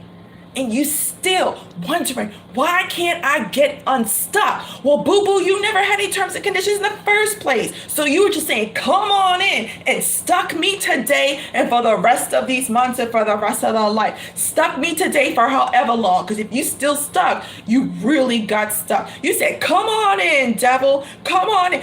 Dirty up my foundation. Dirty up my spiritual house. Leave your evidence at my door. The door to your spiritual house is a very place, is the most important place of the entire house. You know why the door is the most important place of the entire house? Because you can't get in and you can't get out unless you got a door. Why is the door the most important place of your house? Not only that, because your door guides your privacy. Guides your privacy. I meant to say guards. They said guide. Wow. It guides your privacy. It instructs you. It tells you. It directs you. It leads you to if you should have privacy or not. But let me tell you what, the devil come to my door, I'm about to lock it up, push the latch, put the chain, put an X, and be like, you can't come in because I am guiding you about my privacy and I'm guarding you from my privacy. You can't come on in. But y'all let the devil in and say, hey, open it up, free, come on in. And the devil walked up in, slander your foundation, slander your spiritual house, kick open that door, and now you got some footprints on your foundation you can't get rid of. So that's why you back here coming to me, listen to me at 12:45 a.m., still wondering about the devil and ain't about you.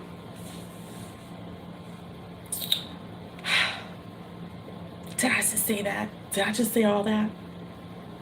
Did I just say all that?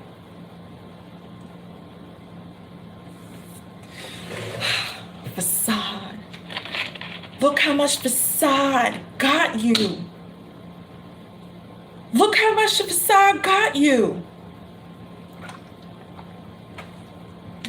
This devil came with the facade for only one reason.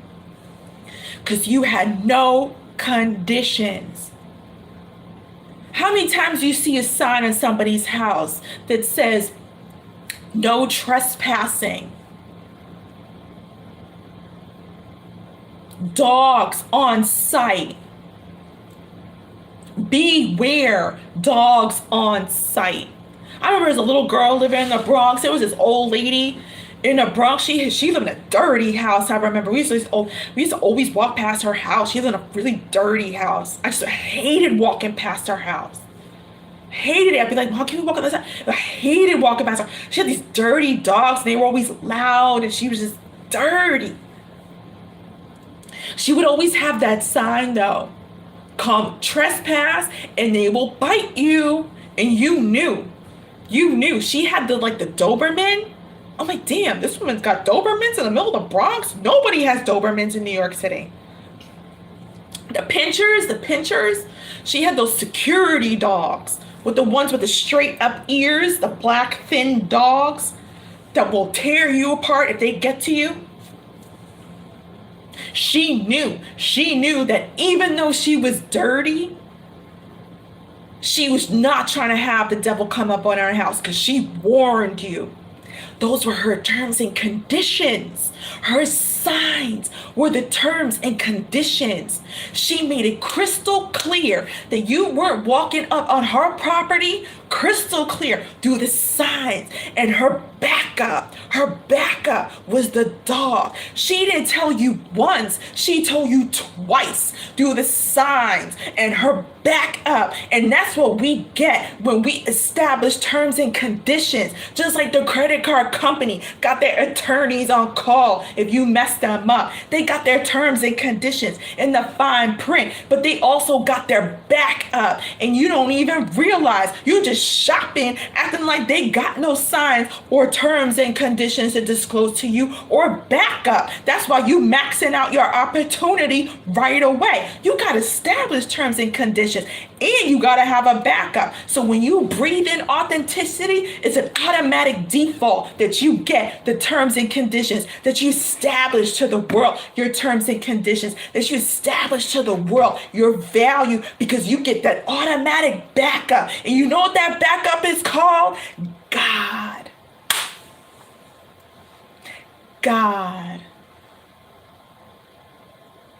When you establish your terms and conditions, nobody can take advantage of you or max out your credit card or trespass on your property or come up in this establishment after 9 p.m. without a key or kick down your door and be like, I'm coming in with my dirty shoes.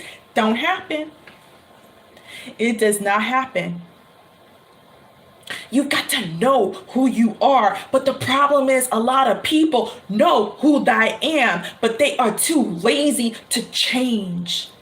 I'm going to say that again because I feel like that's a powerful statement. A lot of people know who they are. I know you know who you are, but you too lazy or don't want to make the change to actually act on who you are. You can be like, I'm a fine woman, I'm a fine man, I know what I want. He did me wrong. She did me wrong. But you ain't acting like you know who you are. That's why they kick opening your door repetitively throughout the years. You've had breakups to makeups. You've had endings to endings. You never had a solidified good commitment where somebody walk up in your house and say, you know what? I love you so much, honey. I don't even have to ask. Here go my shoes. I'm taking them right off. And I'm here at 8:40 p.m. before 9 p.m. I just made it. I'm here. Oh, okay. You want me to sit on a chair? No problem. You got to move the things from the sofa. You got to move the things from the bed. No problem. Where do you want me to sit? Where do you want me to sit? In fact, an angel will be like, want me to help? Where can I help? Where can I help? Can I help you do them dishes? Can I help you do this? That's angel clean spirit energy, where there's somebody drops metaphorically the pineapple juice on the floor, you can lick it up because it just feels, it tastes so good. Ever have somebody come up in your house and you be like, damn, their just energies feel so good. You kicking it, you laughing, you just feeling so good. You're like, damn, I don't want them to leave. And when they leave, you realize the dirtiness of your foundation is loneliness. Loneliness. It's like, damn, I don't want that person to leave. I'll repeat, you ever feel so good? You ever feel so good when somebody comes on in? Their clean spirit just comes right up on your house. They don't got to kick open their door. They ask and they make initiatives to respect your space, respect your foundation, respect where you live, and they about to leave and you feel the difference after they leave. You're like, damn, my house is really dirty. My house is really dirty. My house is really dirty. I feel actually alone. When that happens, you're sitting with your what's called facade. Facade. You sit in with your facade. Why are you sitting with your facade? Let's go deeper. Let's go deeper, fellas. Let's go deeper. Let's go deeper. You sitting with your facade at that point because you never would have felt alone. If you were already in your clean spiritual house with the clean floor, with the clean foundation, you never would have felt alone in the first place or after, because you'd be like, damn, my house is so clean. My house is so clean. It don't even feel dirty because God is here with me. Even if somebody clean come on in this house and leave, I know I have a beautiful life. I know God bless me. And I know that my spiritual house is clean. It's so clean that God is here all the time. So that's why I don't feel alone. And I ain't sitting with no facade. I'm sitting with God. That's why I'm sitting with God. I don't feel alone. Façade don't live here. The only tenants that live here are me and God. That's why after that clean person, that clean spirit leaves your home, you feel lonely because you sitting with the devil. You sitting with the devil. You sitting with you. Because God is always clean, clear. God is always clean, clear. You ever been in somebody's house, you can just lick off the floor? You ever been in this space where you can just lick off the floor? You're like, damn, this is a beautiful house. The space is so immaculate. The space has such good energy. The light is flooding through the space. Or you ever seen a space like that? Even if you're watching TV and never been there, you've seen a space like that? You're just like, I would love to live in a house like that. I would love to live in a space like that. It just looks so cozy. I don't want to go. It just feels so good. And you walk up back home, you drive back home, you go back home, and you're like,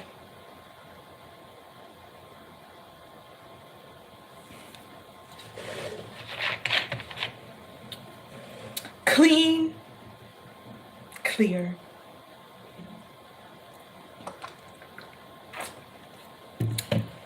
Clean, clear. We must establish our terms and conditions to knock out the facade, because facade you not. We must establish our terms and conditions to knock out the facade, because facade you not. I can't pretend to act like I'm just some YouTube reader and do the cards and just show my hands and make a joke and put on my nails, each to its own. I'm just speaking about me and my spiritual house. I can't just do my makeup, all the eyeliner and all the eyeliner. I don't even know. I can't put on my nails and be like, you come in today, here's your message, the Fool card, the Six of Wands, da da da da. That's just not my authenticity. I could do all of that. I could put the makeup on. I could have my hair all cool and, in line and in place. I could put on a gorgeous, halter top, a corset with my boobs, my breasts hanging out. I could come all wild and look all good and tell you what, I will look damn fine. I'll be shocking all of you. But that is not my authenticity. The facade is like the dustpan filled with dirt in it, and it's in the middle of our room. The facade is like a dustpan in the middle of our room, in the middle of our house with dirt in it. And you know that you are tired of walking around this dustpan. You know you tired of walking around this dustpan, and people be like, when are you gonna clean that up? When are you gonna clean that up? Or you see a tarot reader doing a tarot reading on their channel, and you're like, damn, I wonder what this person looks like. Damn, I wonder what this person looks like. And this person only got their hands in there. You try to get, what does this person look like? Will they ever show their face?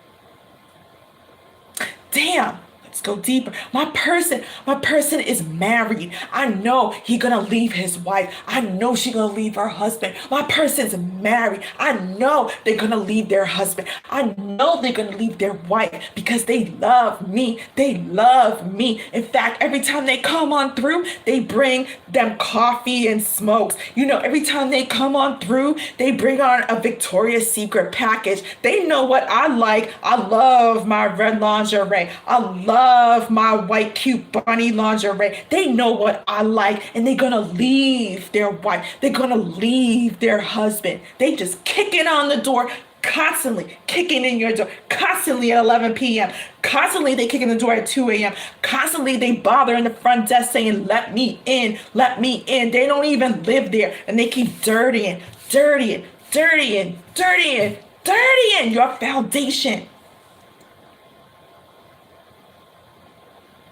Or you got that ex, your ex-husband, your ex-wife, your ex-boyfriend who was always dirtying your foundation. But the only thing is that now they're dirtying your foundation in here, in your mind, and you can't get away. You can't even escape the footprints, the dirty boots on the floor, your foundation up here, your mental floor, or you can't escape. You can't escape this person's heels and the little marks they left on your mental floor in your foundation that you can't escape. You like, I'm all right. I'm kicking it. I'm doing fine. I'm taking care of me. I got the job. I'm listening to tarot. I pay my bills on time. I'm making a way. I'm getting a new place to live. I'm getting a new car. I got a new job. I got a new boo. But you can't escape. You can't escape the sounds of their shoes. You can't escape the sounds of their shoes. It's like a click clack, a click clack, a click clack, because the shoes she was wearing, the shoes that your ex-boo was wearing was so damn cheap. You can't escape the click clack, or you can't escape the cheap shoes of your ex-boo, the guy who be wearing his dirty Nikes, ain't even washed his feet, never mind his drawers. And here you can't escape the mental image of those dirty shoes walking on in your foundation. Meanwhile, he looking like he wearing some $1,000 Kanye West Yeezy gear, but he still can't come out of this here because you stuck on your foundation that he imprinted forever. But thing about it is you stuck in your foundation that he printed forever because you stuck in your facade. You stuck in your facade, and people don't even know that the secret to healing, you don't even know the secret to healing is to get out of your facade and get real. You don't even know that the secret to your healing is to get unstuck, to get out of your facade and to heal. You don't even know that the secret to healing is being real. You like, I'm good, I'm fine, how are you?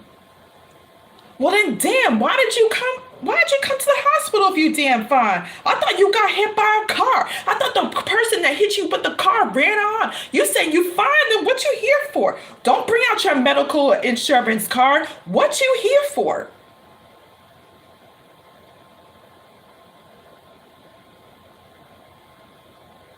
You doing good? You doing good? Hey, what's up? How you doing? Hey, how are you? How are you? I'm good. I'm good. You looking good. You looking good too.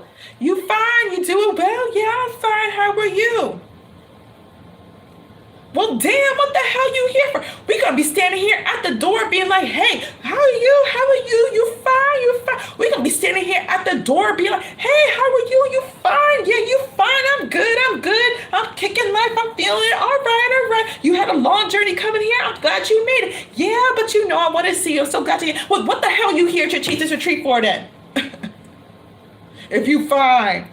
We can't get you away from the door that you closed on yourself. You stand here telling me you fine over and over again at your Chieftess retreat, at your private reading, at your quickie tarot. You emoji me. Hey, I'm fine. Well, what the hell are you doing here? Shoot, you want to give me your money? Cool. But damn, I didn't know that you fine. Why you here? If I don't need to do my job, cool. I'm about to go read my book and finish the next chapter. I'm about to go read my book and finish it. You fine? Cool. You said pay me? Cool. I thought you were not fine. I thought that's why you come in here to heal. All right, well, I'm about to go kick it with my essential water. And when you ain't fine, you come on back and you let me know. Let's get real. Let's get real.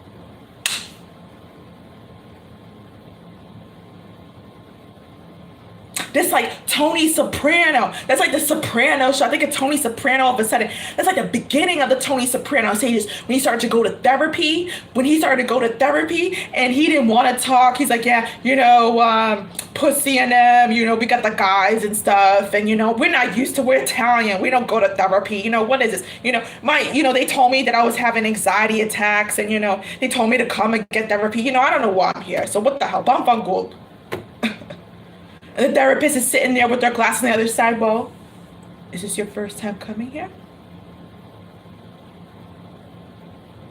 Life won't do that. Life won't soprano you. Life won't therapy ano you. Life won't therapano you. Life won't therasoprano you. It won't bring you out. It won't dig and dig and dig and dig and dig and dig and dig for your healing. It ain't gonna sit there like some Italian therapy actress in some soprano film therapy office scene and dig and dig and dig and dig and dig, try to dig out of your happiness. Like, I'm all right, how are you? I'm all right. How are you? Life digging, God digging, digging, digging, digging, digging. How are you? How are you? How are you? I am fine. I am fine. I am fine. I'm doing good. I'm doing good. I'm doing good. I'm doing good. Ex-con, ex-con, emoji smiley face, emoji smiley face. I'm doing good. I'm doing good. Life ain't gonna do that. That is tiring. You gotta figure it out. You have to figure it out. Don't we have to figure it out? When you walk in that door, I think of that movie all of a sudden. I think of that movie. What's that movie? Angela Bassett and Whitney Houston. That movie with all of those women. And Angela Bassett has that moment where she finds out that her husband left her for another woman. In that case, she said in that movie, a white woman. She couldn't just get over the fact that her husband left her for a white woman and didn't want to be with her no more. And she had that iconic scene where she brought in that little wagon for children. She brought that little wagon. She busted in his closet and took all his suits and said, you know what? I did this for you all these years. And don't you know? And I'm having, and don't you know? And she walked out with that wagon. She walked out with that wagon. Thank you, waiting to exhale. She walked with all that stuff and her brassiere and her $2,000 lingerie top. Go check it out. She lived in a fancy house. She lived in a nice house in the suburbs where nobody would probably imagine that she had these problems. And she said, you know what? Suddenly I got a problem today. And she took all his stuff, took all his Versace suits and custom made suits and put them in a bag. She took all his, snatched all that wealth, all that. I am fine in this marriage. She snatched all that. I am fine in this marriage suits from his closet. Threw him in the wagon. All of a sudden, she was losing the facade. She was losing the dishonesty. She was losing the devil. And she took that wagon and she threw. She goes, you wanna, and threw them all through the roof of the car. Through all of her, I am fine in this marriage. I am good. I'm fine. She threw all that. I am good. I am good. I'm doing well. She threw that all in the car and she lit that sucker on fire. She burned all his clothes and lit that sucker on fire. She was burning the facade. Burning the facade. When are you gonna burn your facade and be done with it? How many more years is it gonna take for you to live with your suits? How many more? Because suits cover up the body and they come in layers in layers. For men, they have the wife beater, then they have the long sleeve white shirt, sometimes even different colors. You know, facades come in different sizes, different colors, different shapes, different kinds. And then you got the jacket. Oh, don't forget the tie. You gotta have the tie. Then you gotta have the pants. Oh, but wait a minute. You gotta have the right pressed boxers underneath the pants. Then you gotta have the right socks, the right ankle socks. Then you gotta have the right shoes. Damn, this is so many goddamn layers of covering up. I can't take it anymore. When are you gonna give up the time? When are you gonna give up all them years of covering up your pain? How many more years of covering up your pain are you gonna take? That's what Façade You Not is all about. Because Angela Bassett's like, damn, this is the one. This is the one. This is the event that made me angry. This is the time where you walked in my door and told me you gonna click, clack, click, clack, click, clack in my space, in my spiritual house. This is the event. This is the trigger. And I'm going off today because I'm burning up all your suits. I'm burning up all your coverage, and I'm telling it like it is, and I'm being real. And didn't she end up chopping up all her hair off? Didn't she end up chopping up all her hair off? Just like I tell my woman sometimes in my Chieftess retreat, I see you cutting up all your hair. I see you cutting up all your hair in the future retreat, because that's what I did. That's what I did. I cut off all my hair when I was going through my healing and getting real. It's a spiritual renewal. It's a spiritual act. It's a spiritual next step. Now, I'm not telling you got to cut off your hair, but I'm telling you it's time. It's time for you to burn up your coverage. Now, I'm not talking about health insurance. I'm not talking about medical cards. I'm not talking about credit cards. But hey, the way it's looking, you can't handle even a credit card. You max it out instantly. You like, you know what? I'm about to do away with this credit card. I'm about to max it all up. I'm about to get what I want to get, but look where it leaves you. It leaves you with problems. You can't handle problems. You actually max out opportunities and create your own problems. So this is why you are where you at, unable to burn up the coverage, your suits. But when are you going to burn up your suits, your coverage? Ain't you tired of mentally thinking of the click, clack, click, clack? Ain't it time to burn up your coverage? Burn up your coverage. Burn up the facade and say, damn, he left me for a white woman. Damn, I can't afford my credit card. Damn, Chieftess, I can't take it anymore. I feel like crying and I just can't take it no more. When are you gonna burn it all up? When are you gonna burn it all up?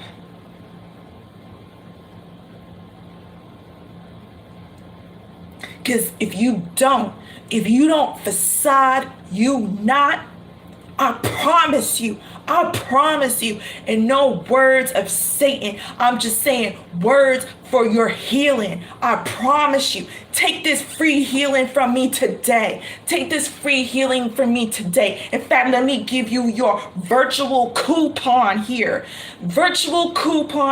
Take this from me today. If you don't stop with the mental click, clack, click, clack, click, clack, you're going to be in that house. You're going to be in that house with your facade, still dry cleaning them suits, whether it's your persons, you, or both. Let me repeat, if you don't stop that mental click, clack, click, clack, click, clack, click, clack, if you don't stop all of that noise, that ruckus, you're going to be dry cleaning suits for the rest of your days. You're going to be cleaning your coverage because you know how people like to make things look good. You know how people like to make things look good. They like, I got to clean. Hey, baby, did you clean my suits? Did you get them back from the dry cleaners? You know what I mean? How am I looking? How am I looking today? How am I looking today? How you looking today? You keep just dry cleaning your suits. You keep trying to make your coverage look good. Look at that emoji. I'm feeling all good. I'm laughing. You know how I'm feeling. I'm good. Oh, Chieftess, I'm good. That's why I came here to Chieftess retreat. I spent $2,500 and I feel good. Don't I look good? Well, what the hell you doing here for? Because I got them suits and I gotta make it look good. I'm here. Well, I'm at my private reading today. How you doing, Chieftess? How you doing, Amma? I'm doing well. Peace, love, light, blessing. How you doing? Oh, I'm doing fine. You know, well, what the hell you doing here for? When are you gonna burn your coverage? Knock out that coverage. Don't come to me with no coverage. Don't come up to your family with no coverage like you doing good. Don't be talking to your friends like you doing good. Don't be posting on your social media like, hey, I'm doing good. When is it time you're gonna say, I ain't doing good? When is your Angela Bassett moment gonna come up for men and women, ain't just women? When is your Angela Bassett moment coming? That's the first step to healing that I tell all my ladies who come through. And some say to me at the end, they're like, damn, I was hoping you ain't gonna see my, what they're trying to say is see my truth. But you know nothing get past me. You know nothing get past me. I do it for the universe. That's why the universe hired me. I'll be digging and digging and digging and digging because I'm going to be like, no, you ain't feeling I'm good. How you doing it? No, let's get to your truth. Let's get to your truth because I could see it written on your face the minute you walked on in. So don't tell me I'm doing good. And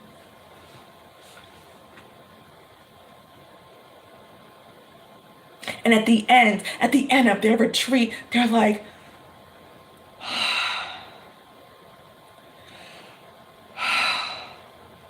but they ain't like,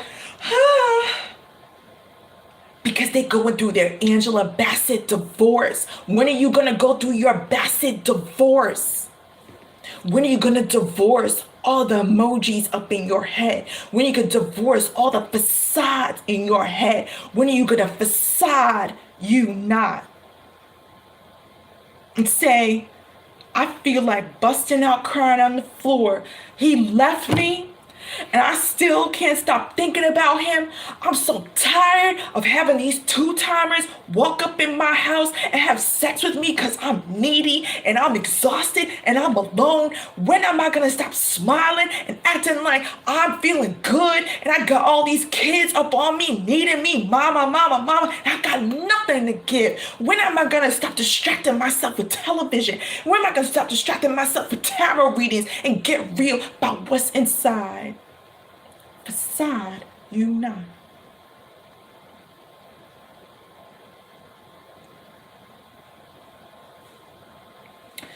We're going to come to a close right now, my dears.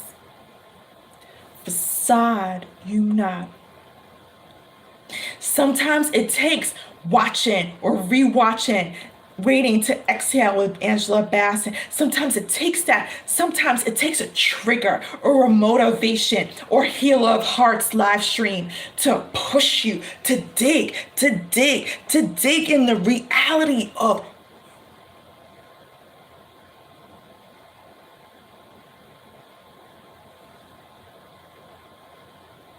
I thank you all for watching this Healer of Hearts live stream. I thank you all for watching. I appreciate those of you who have come around. And tomorrow we will do this again at the correct time, 9 p.m. to 11 p.m. Excuse me for today. We will do this again for 2 more hours, last live stream. So if you need your healing, if you need your facade, you not come on through. Say, I need my healing today. I just ask you donate. I don't care if you donate $20. I don't care if you donate $50, whatever. I'm just asking for a donation, a simple pleasure, a simple prayer, a simple payback from God, from your heart. But I will be around tomorrow for another 2 hours, and we will do this again because this is what it's all about. We finished live stream number 1 called You. Now we're completing live stream number 2 called Façade You Not. Thank you all for watching. Peace, love, light, blessing to all of you. Peace, love, light, blessing to all of you. Get your lighters out. Get your lighters out. Get your suits out. Gather them up. Façade, you not. God bless.